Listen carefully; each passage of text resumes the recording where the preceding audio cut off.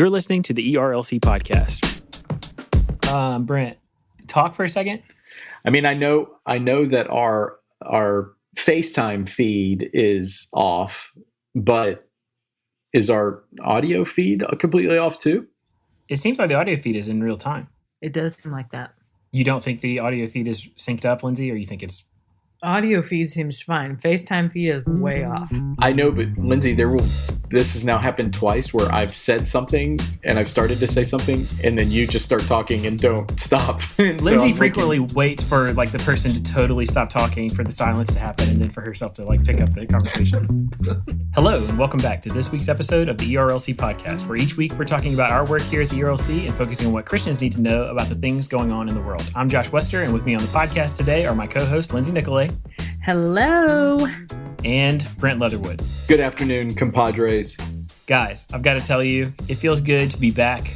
We are wrapping up a long stretch of Supreme Court rulings coming down. We'll be talking about that a lot on the podcast today. We're also going to talk to a special guest, Travis Wussow, who runs our DC office at the ERLC, and we're excited to talk to him. But guys, before we even get into it and turn it over to Lindsay, I just want to say thanks to all of the listeners who have taken the time to leave us ratings and reviews in their podcast apps. Those things have been coming in and the numbers have been going up, and it's been very cool. We've heard from we've gotten a lot of good feedback there, but I've also heard from a lot of folks who've been listening to the podcast over the last few months, and the feedback has been really, really encouraging. One of the things that was surprising to me is the fact that apparently there are a lot of listeners who don't listen to this necessarily in real time. So it comes out every Friday, but sometimes they'll listen to it days afterward, and sometimes weeks after the initial episode aired, which is totally fine. But I've had people send me emails and even friends of mine say hey, that thing that you guys talked about was so awesome. And it was 3 or 4 weeks ago that we talked about it. I can't even remember what it was. So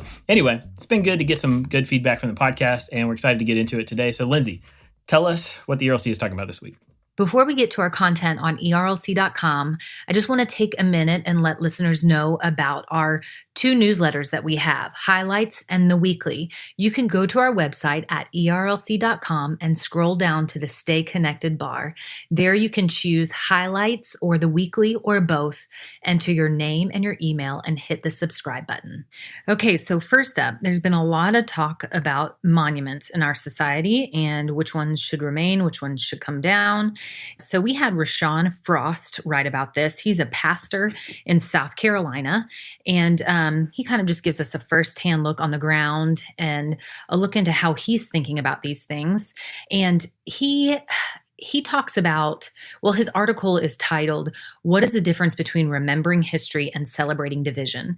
So he talks about the difference between types of memorials or monuments that are set up to remember history and those that are put up in order to celebrate division. Specifically, he's referring to a lot of these Confederate monuments and memorials. And just a couple of quotes that he has here in his piece that I thought were really good.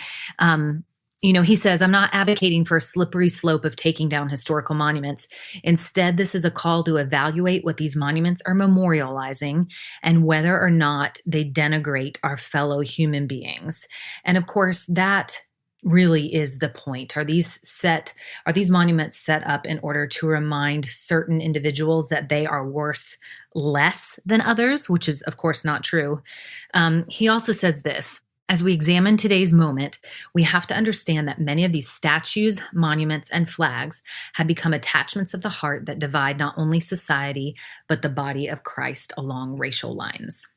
That is so good. And knowing RaShan, he is a PhD student at Southeastern Seminary. He is, as you mentioned, a Black pastor in the city of Charleston, which has not only experienced the kinds of social, racial division and instances of racism, but literally have borne witness to an awful, awful tragedy with the shooting that took place at Mother Emanuel Church. And so for RaShan, this is something that is personal. It's in his community. And this is a powerful reflection that I'm really glad that he offered. And we need more people like RaShan who are able to help us think carefully about these things. What I appreciate about this piece is the nuance that he provides, the difference in remembering our history versus valorizing it. And here in Tennessee this week, this has purchase for what we're watching at our state capitol in Nashville. There is a bust of a Confederate general, Nathan Bedford Forrest, who did, by any measurement, infamous things during his time, both as a Confederate general and then afterwards. Things that both added to the division in our nation at that time and things that terrorized African Americans in the immediate aftermath of the war. And here this bust is in a place of prominence. It is a very high profile location. You can actually not enter the State House chamber without passing this.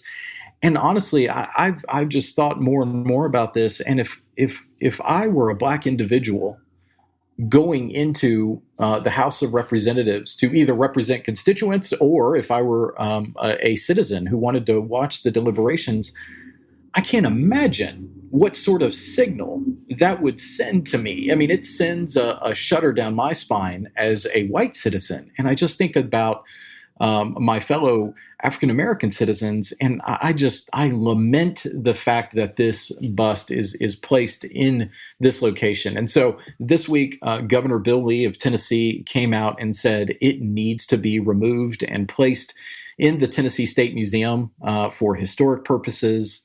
It doesn't deserve a place like this. And I agree with that. And I'm thankful that this piece, we ran it this week because there's a lot of these types of conversations that are happening around the country right now.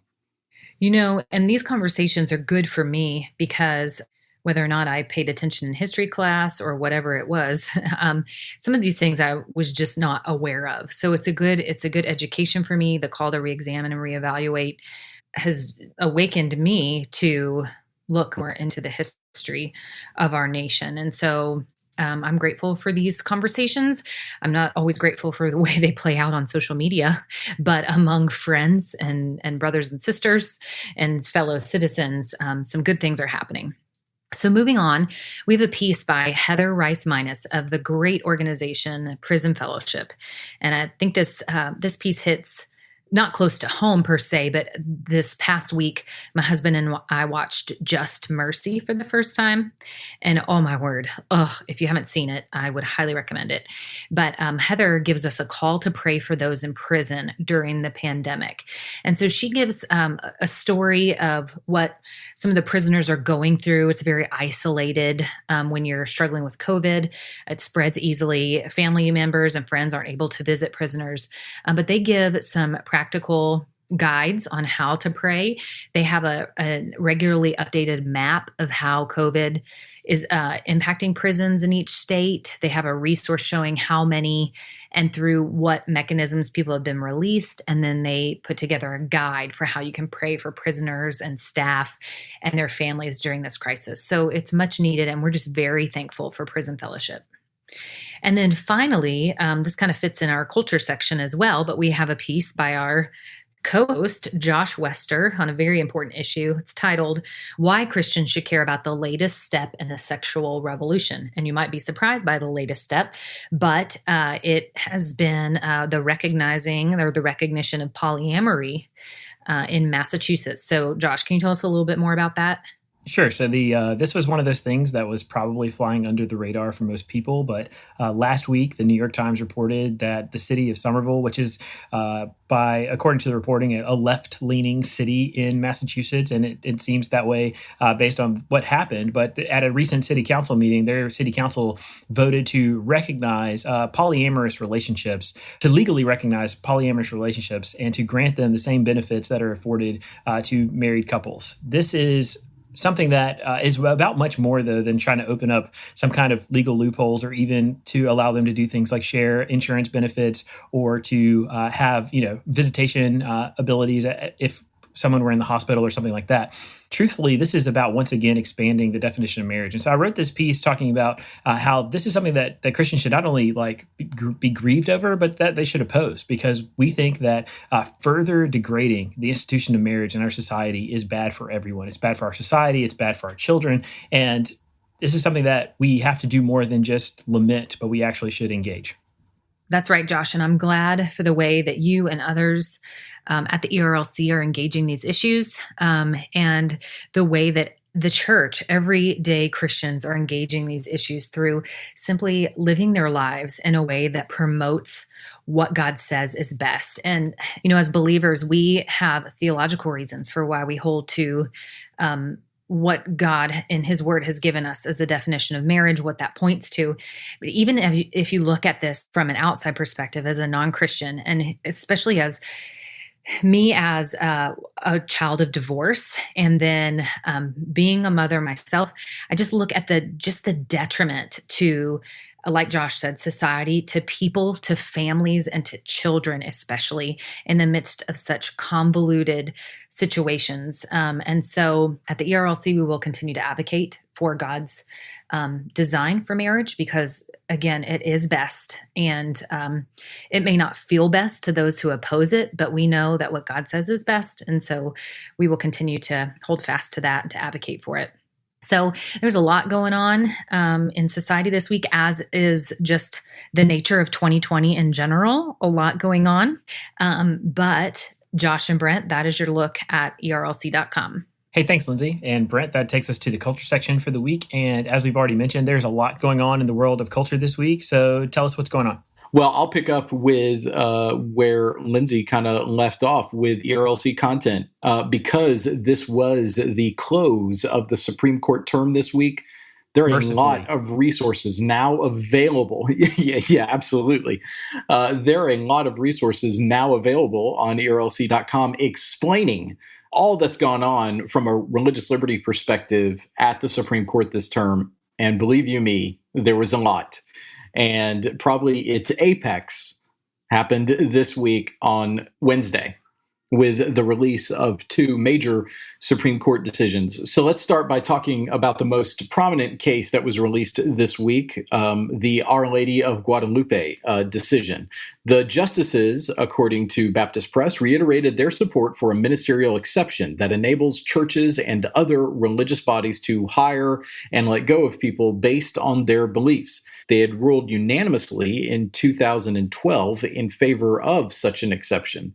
In the consolidated cases that were considered, Catholic schools in California chose not to renew the contracts for two fifth-grade teachers based on what they said was poor performance. Those teachers then sued, and that's how we got this case. What's noteworthy is that our team filed an amicus brief, which is known as a friend of the court brief, to the court to help further explain our rationale for supporting the ministerial exception. And guess what? What, Brent?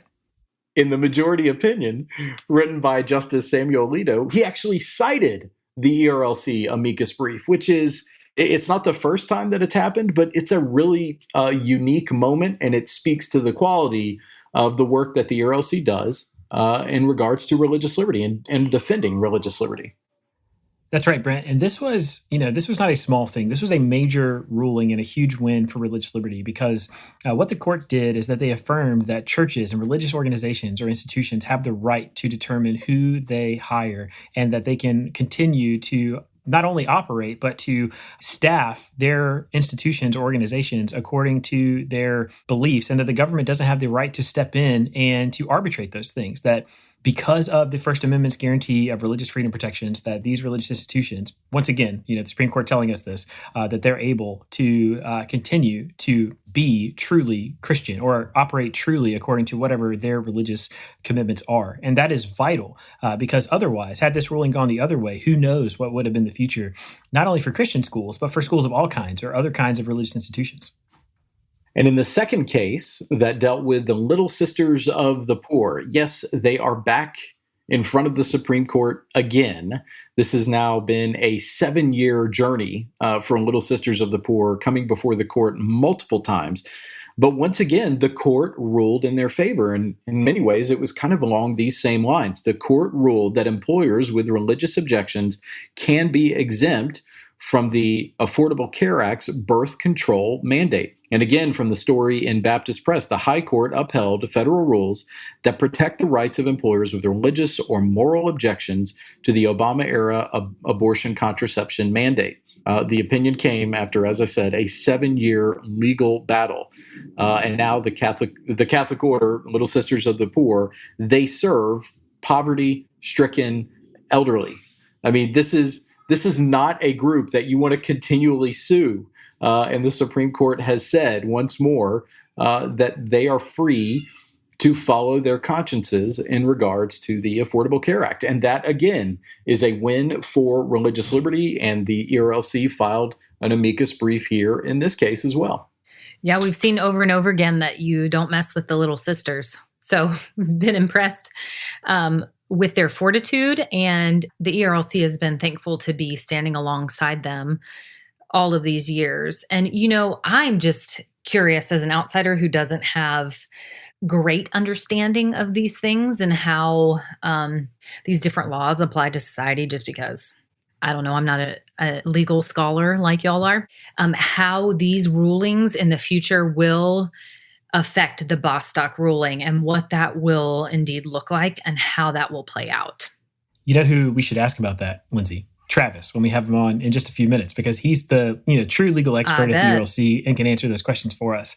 I just wanted to point out before we move on, our former colleague Dan Darling had maybe the best take on the Little Sisters ruling yesterday, where he basically said, I think the one thing that is certain is it's not a good idea to sue nuns. And I thought that was exactly right. We've seen the Little Sisters in court for, basically 8 years fighting this battle over being forced to provide contraceptives that their religious beliefs will not allow them to provide. They've been locked in this legal battle back and forth and been at the Supreme Court now multiple times. And, how thankful we are to be able to celebrate with them and to see this victory handed down yesterday. And I want to point out, Dr. Moore, our president, he commented with just a great quote about this case and why it applies for all of us. So, I mean, obviously, as we've talked about, the Little Sisters, they're Catholic. We at the ERLC, we're not. But this is what Dr. Moore said in relation to that. Wendy not agree with the sisters on their theological or moral beliefs to recognize that a free country should allow them to serve without state harassment. These joyful nuns can now serve the poor without fear that Uncle Sam will try to be their pope. For all Americans, whatever our views, this is good news. And honestly, the rulings that came yesterday were good news. As a matter of fact, one of our co-laborers out there that works for the Beckett Fund, which is a nonprofit entity that represents a lot of religious institutions in cases much like this, one of their attorneys, Lou Goodrich, actually pointed out that religious liberty is on a 15-0 winning streak at the Supreme Court, dating back multiple years.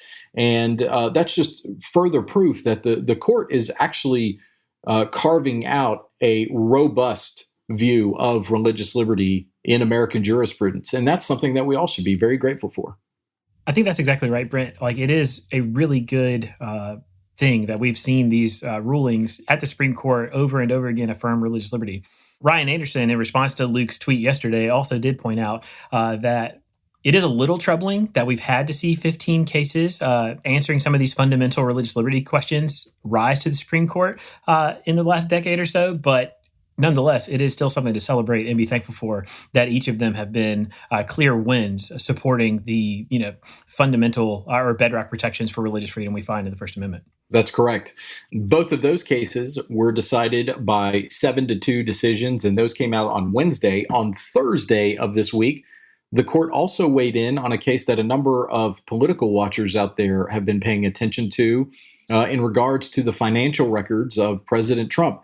So the court came out, again, with a 7-2 decision and said that Congress is not going to be able to access President Trump's tax records and financial records, but that a secret grand jury subpoena may, in fact, have access to them. The U.S. Supreme Court gave President Donald Trump a chance to beat back House Democrats' efforts to obtain his financial records, but ruled he is not immune from the Manhattan District Attorney's attempt to get his taxes. So that's what NBC News is reporting about this decision, and it will be interesting to see what sort of effect that happens on the investigation that's taking place in New York. Speaking of the administration, so it was learned this week that foreign students could be forced to leave the United States if colleges move online. So we're talking about individuals who are here for higher education purposes.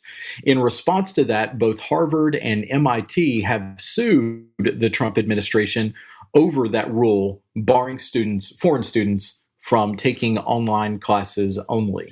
So the administration's position is if you're an international student and you're here to take classes at college, if that college moves to online learning only, those foreign students need to return to their places of origin. So this is setting up what is a very interesting legal fight, and one that I'm sure a lot of legal eagles, as well as political folks, will be watching play out over the course of the next few weeks. But since we're in the politics section, one thing that caught everybody by surprise was rapper Kanye West announcing his run for president of the United States in 2020. Yeah, I might be the only part of Weird Christian Twitter that is just not excited about Kanye potentially throwing his hat in the ring in 2020. I think that there's enough, absolute madness and chaos going on in our world right now.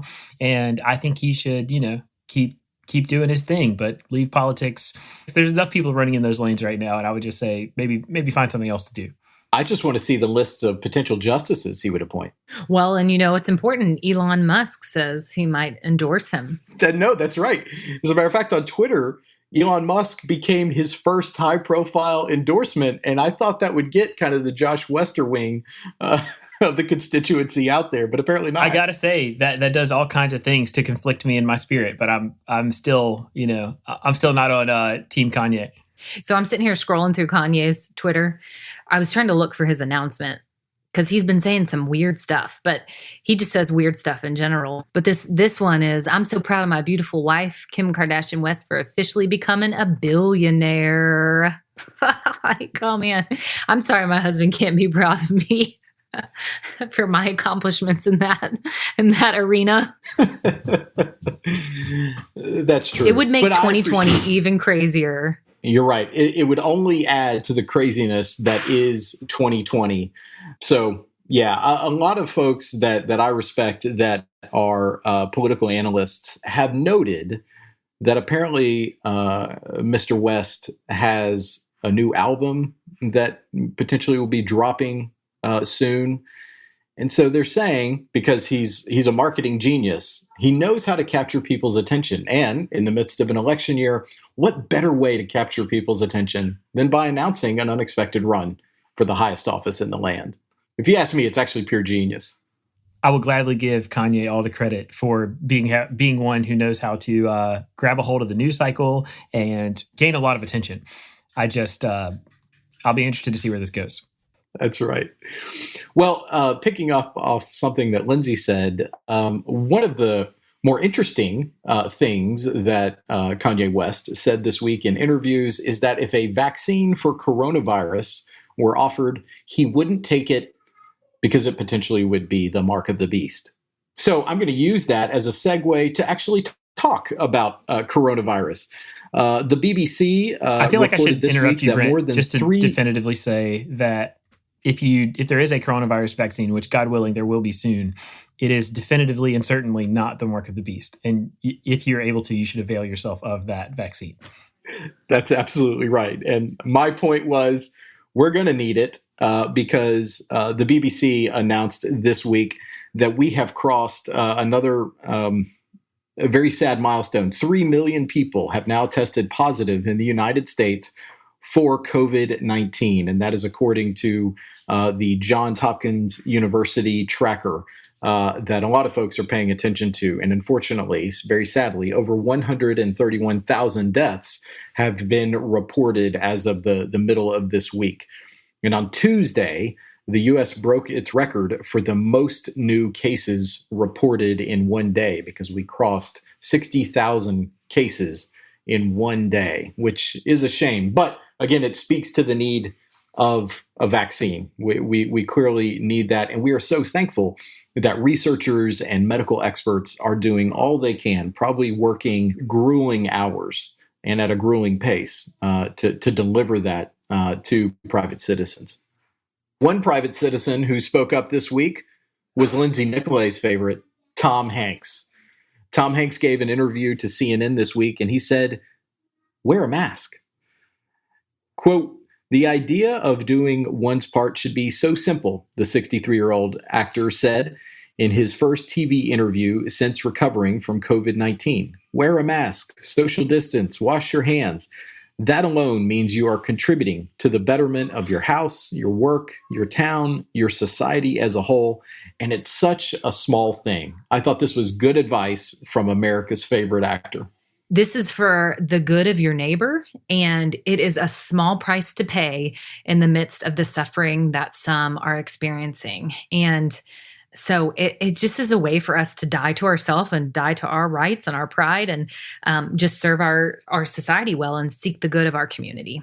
So that's the end of my little rant, my tamed down rant here on our podcast.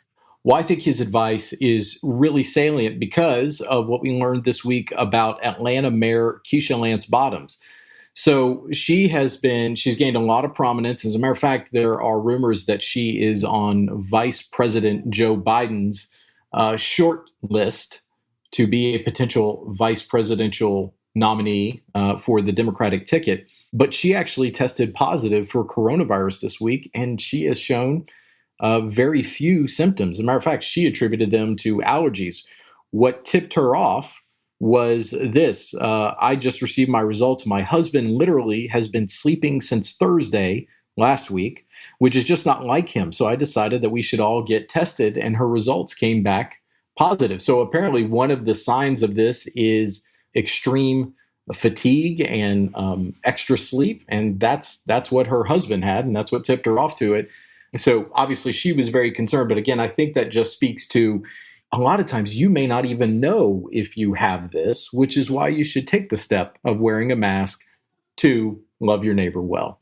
This week in pop culture, we learned that country music lost one of its biggest names, Country Music Hall of Famer Charlie Daniels. He lost his life this week to a stroke, and fans of country music around the globe were very sad. As a matter of fact, folks here in Wilson County, when Charlie Daniels was brought home, they lined the streets to welcome him back to his home over in Wilson County. Yeah, it was really sad, Brent, to see Charlie Daniels die. It's just we're in the middle of a year where it just feels like every loss, every bad thing is hard. I'm still struggling in a weird way over the fact that, earlier during the coronavirus, I know Charlie Daniels died of a stroke and not necessarily coronavirus, but earlier during this time, Joe Diffie died, and he's another country music legend. That's somebody that I've just grew up listening to. And so I don't know, it's just been a hard year, and it's just sad. That's right. It absolutely is sad. One thing that folks are pinning a lot of their hopes on are sports and the return of sports. So we got some somewhat good news this week. Major League Soccer returned. No fans were there, but ESPN broadcast the first matches, and they had placed a number of microphones around the stadium to kind of give a sense of the actual play that was going on. But then we learned this week that the Ivy League has become the first Division I conference to cancel all of their fall sports, including football. That's noteworthy because football is generally what brings in revenue for athletic departments around the country, and that's actually what funds a number of sports in both the fall and the spring. And so to see that step taken is honestly probably not a good sign if you are a sports fan. It's true, Brent. What is more quintessential in the fall, well, especially in Tennessee or in the South per se, than watching football and having game days and making game day food and being able to cheer on your team and dress in your colors? So if we don't have football this year, I understand it for the sake of people's health, but still it will be a sad and just will continue on track as a bizarre year. The good part of that is that I will not have to listen to the annoying Vol fans at the ERLC talk smack. And just to be clear, you're actually talking about Jason Thacker, because I don't actually talk smack to you, because there's not a whole maybe lot Jason that Thacker, the Tennessee Vols maybe, give me to talk smack towards. Maybe Brent Leatherwood. I know, but y'all are pretty good at talking some smack. So I also look forward to not hearing the gloating of Alabama fans. I can say that's they're right the for sure, worst. Lindsay. They're the worst. I grew up in Eastern North Carolina in ACC country, and we are really good at basketball, but historically not very good at football. Minus Clemson has been on an incredible run for several years. Florida State has had a good football team, but in North Carolina, that's just not our sport. So being in the middle of SEC country and having all of these fans of schools with historically good football teams, it's something to work in the office of the ERLC. All right, so dear colleagues, Lindsay and Josh, that's your look at this week in culture.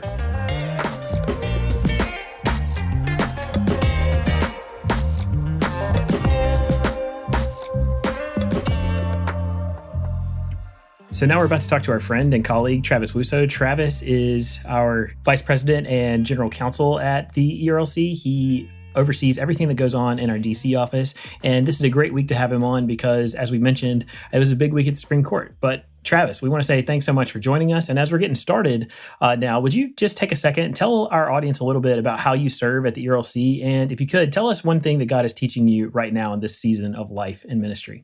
Sure. Well, thanks for having me on. It's fun to do a crossover episode with my Nashville colleagues. So it's good to be with you guys. In terms of what I do at ERLC, I mean, you laid it out pretty well. I live and work in DC and manage our public policy efforts before all three branches of the federal government, as well as our state work, and then we do quite a bit of international work as well. So I work on those types of issues with my fantastic team that works and lives in DC. In terms of what God is teaching me right now, I feel like I'm going through one of those seasons right now as I'm reading the Word that I'm stopping more often to deal with some of those tough passages that kind of always bothered me, but you never took the time to do further research or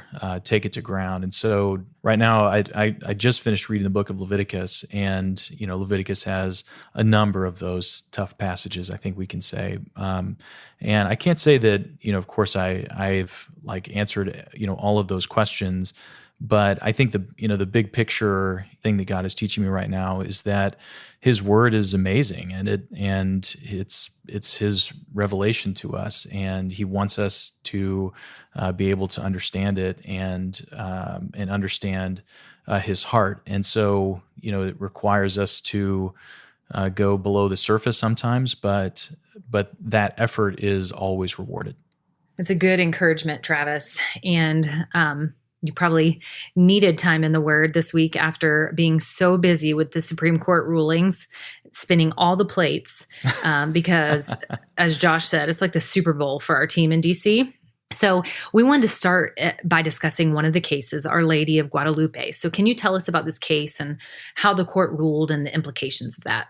Yeah, so Our Lady of Guadalupe is a case that originates out in California, and it deals with what's known as the ministerial exception, which is it's a constitutional doctrine, a constitutional idea that basically says that courts are not going to get involved and the government cannot get involved in the decisions that religious organizations make about who works for those organizations, because obviously the people that make up the organization, is is the organization itself. And so for the government to be able to, reach in and say you can hire this person or you must hire that person is a way for the government, would be a way for the government to basically take control over or meddle in the affairs of religious organizations. And so this is a longstanding constitutional doctrine. Before Our Lady, the most recent case that dealt with this was a case called Hosanna Tabor,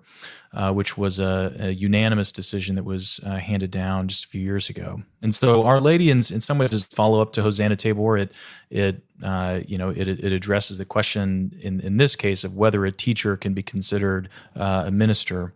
But what the court did in this case is they overruled the Ninth Circuit's ruling, and I would say clarified clarify the parameters of the ministerial exception. What the Ninth Circuit had done in its opinion that was overruled by the court had said, there's a really rigid formula. There's a checklist that an organization has to meet in order to demonstrate that a particular person is a minister for the purposes of the ministerial exception. And the Supreme Court said, and this is actually a point where they cited the brief that we submitted in this case. They said, no, we can't use that kind of rigid formula because different religions and different Christian denominations even, deal with the question of what is a minister in really different ways. So we can't have a rigid test. We can't have a rigid formula. We've got to look at the whole circumstances in each one of these cases. So Travis, thank you for that explanation. There was another huge religious liberty case this week involving the Little Sisters of the Poor. This has been a years-long saga involving an order of Catholic nuns who are dedicated to serving the elderly poor. Can you tell us a little bit about this case and why folks who are interested in religious liberty should really care about this? Yep. So this was another significant win, and I think it's the Little Sisters' third win at the Supreme Court. We're hoping that there won't have to be a fourth, although we can talk about it in a minute why there might be some reason to think that this case is actually headed back to the Supreme Court.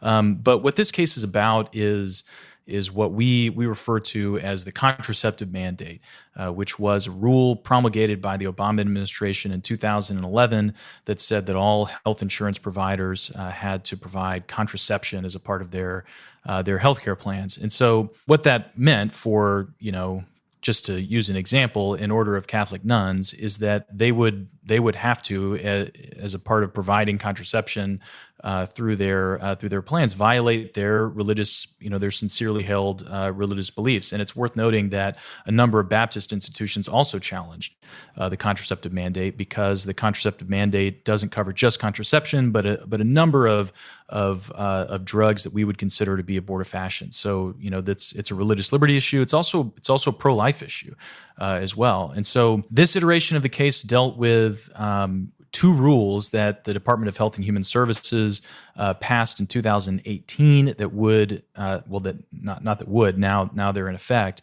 that provide an exemption on religious and moral grounds for organizations like ERLC, like Guidestone, and like the Little Sisters of the Poor, who have a religious or moral objection to providing contraception, and so or abortifacients. And so these two rules were implemented, finalized, and then New Jersey and Pennsylvania sued the federal government, and that's what this case is really about: were these two rules, are they valid, are they legal, and can they go into effect? And what the court held in a 7-2 decision is yes, indeed, those two rules were properly issued, and they will get to go into effect. Well, again, Travis, we are so thankful for you spearheading this effort with your team in DC and just all of the ERLC and advocating for these things and then seeing such good rulings come down. But now we want to leave the United States and want to go across the ocean to another country. So your family lived in Israel for a little bit. So can you tell us something about that? Maybe a story or two, favorite parts, least favorite parts. We just want to pick your brain about it. Yeah, sure. We got to live. We had the great privilege and fortune to get to live in Jerusalem for about a year and a half, right before we moved to DC, and it was a. I mean, I think my wife and I might have different answers to the question about how great it was, but it's difficult to sum up an experience like that. But we lived one of the stories I like to tell is that we lived in this neighborhood called Musraba, which is just north of the old city, in between the New Gate and Damascus Gate. If you've ever visited Jerusalem, and we could see the walls of the old city from our apartment. But what's interesting about Musrara is that it was one of those neighborhoods that fell within no man's land before the 1967 Six-Day War. So, on one side of our street was, a bunch of barbed wire. On the other side of the street was a bunch of barbed wire. The Jordanians on one side, the Israelis on the other. And so it's an interesting neighborhood with a lot of history. But what it also means is that, if I would kind of walk to the end of my street and turn right, then it was all Palestinians who were speaking Arabic. If I turned left, then we were a couple blocks away from the heart of ultra-Orthodox Jerusalem, and so in a lot of ways it was a bewildering and confusing cultural experience, to be kind of stuck between those two cultures, and in some ways those two sides of Jerusalem. But it was a great experience. I developed a deep love and appreciation for hummus and falafel, which are two topics that, people in Jerusalem fight about everything, but they especially fight about hummus and falafel. And I have to say, I think the food in Jerusalem and Israel is one of the things I miss the most. Man, you're making me hungry, Travis. So, all right. So we've had a couple of these sort of crossover podcasts where it feels like Batman is coming over to join Superman and form the Justice League with your DC colleagues. And we've asked them about, what are some of the things they like to do in our capital city of Washington, D.C. But to change things up just a little bit, one thing that you and your wife, Katie, do is CrossFit. You're an avid CrossFitter. Both of y'all are. We have never had a CrossFitter on the podcast to our knowledge. I don't think anybody has told us that. So how did you get into CrossFit? And tell us a little bit about your love for this painful exercise regimen. Well, though, I think, Lindsay, haven't you tried CrossFit? Oh, no, that's right. You were concerned about, I can't remember exactly, concerned about getting too bulky. Is that what it was, Lindsay? Is that why you haven't tried it? Or concerned about dying, maybe falling underneath the tire I was lifting. Oh, that's funny. That's funny. My wife and I have both been doing CrossFit for about 7 years. We've got a gym in our neighborhood, and we both really like it. I think it, for me, it helps kind of blow off some steam and stress. But, going back to Jerusalem, my wife actually coached CrossFit when we were living in Jerusalem at a gym there. And, it was one of those, I think all sports do this, but one of the things that I loved about doing CrossFit in the Holy Land is that as divided as a place like Israel can be on a whole range of issues. Our gym had Israeli members and internationals like us, and as well as a number of Palestinians.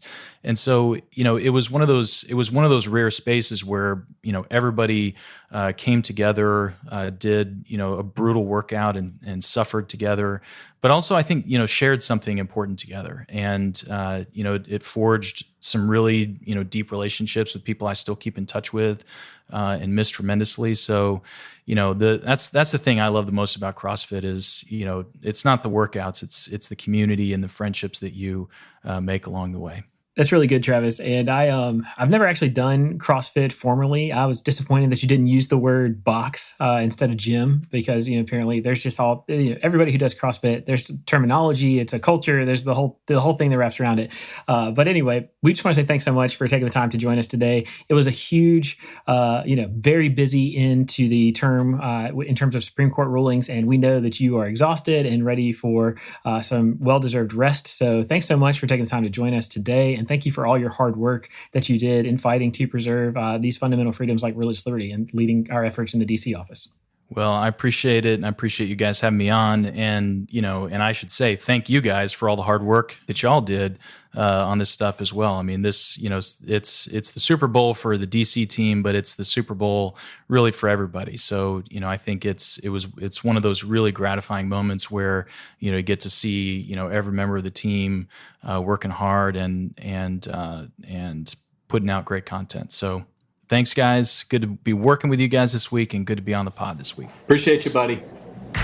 So now it's time for the lunchroom, where every week we tell you the things we've been talking about with one another. Brent, you're up first this week, so tell us what's on your mind. So one of the things that I mentioned earlier was the school reopenings, and Johns Hopkins University has come up with another, what I think is essential map to track the various school reopenings across the country because it's just going to be so different in each different school district. And so they've got a new school reopening tracker. Folks may remember that they were one of the first ones to come up with a worldwide coronavirus tracker. Well, now they've done it here in America for school reopening. And honestly, it's just really interesting to compare the different states and districts with what they're doing. And then the other resource I had was The Atlantic just came up with something I've been wondering about myself. We've seen a spike in cases, especially in hotspots around the country, but it's rising nationally. But there has not yet been a parallel spike in deaths. And I've just kind of been wondering about the science behind that, what is contributing to the lag. And The Atlantic has come out with a helpful piece that explains both of those. And so we'll include that in the show notes for everybody to peruse. Well, speaking of coronavirus, one of my lunchroom things is this particular family that I've been following because they had been in the news and things like that. A Broadway star, Nick Cordero, lost his battle to coronavirus this past week, which is just so sad. I don't know. This story has just gripped me. He was in the ICU for 95 days, and his wife was his champion, his family. I think it probably hits home because he is the same age as my husband. Their child is 3 months younger than mine, and then they got married just 20 days before us. And so I think it just hits home because he had no pre-existing conditions. But I've been following his wife, Amanda Klutz, and just praying that, she would be comforted and come to know the Lord, the one true God, through this.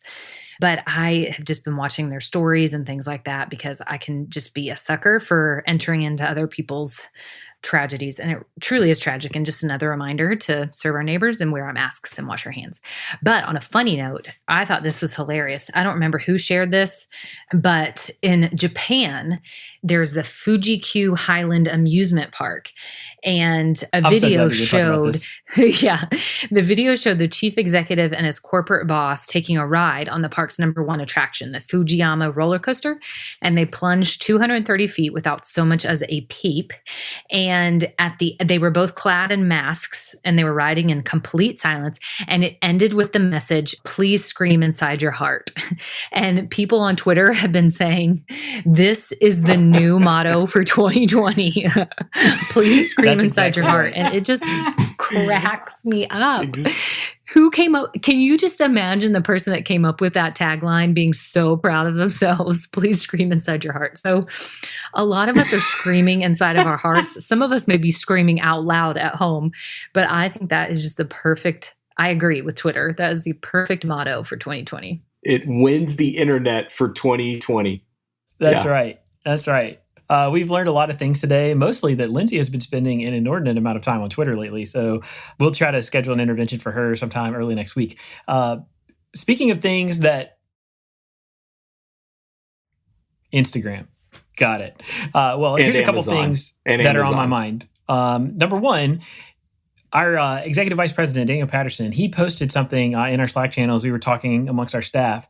He's a big fan of Bluebell ice cream, and apparently Bluebell has a new flavor called Milk and Cookies. And so if you like ice cream, want to recommend you check out Bluebell's Milk and Cookies ice cream.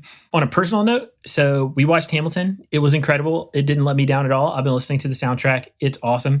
And so if you haven't yet, taken the opportunity, you should check it out. But speaking of something else that's on Disney Plus, I sat down with my kids this week and watched the original Lion King movie with them, and it was just a special moment. And it just reminded me of being a child, but also just sitting there with my son and my daughter.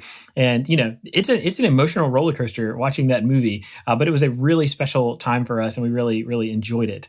And so I just wanted to throw that out there to say, hey, don't forget about all of the other treasures on Disney Plus, and take some time to watch some throwback Disney movies with your family. Also, they added on the same day they added Hamilton, the Mighty Ducks, and so if you haven't taken the opportunity to check out the Mighty Ducks, you can experience all 3 movies with your family or just with yourself. So anyway, that's on Disney Plus, and it's worth checking out. Well, like we said at the top, we just want to say thanks so much for listening to the show every week and for all of the great feedback. If you haven't taken the opportunity to leave us a rating or review in your podcast app, we would really appreciate it. It helps other people discover the podcast. And just as a reminder, you can find links to all of the things we talked about today in the show notes. But for Brent and Lindsay and myself, we look forward to being back next week with more content.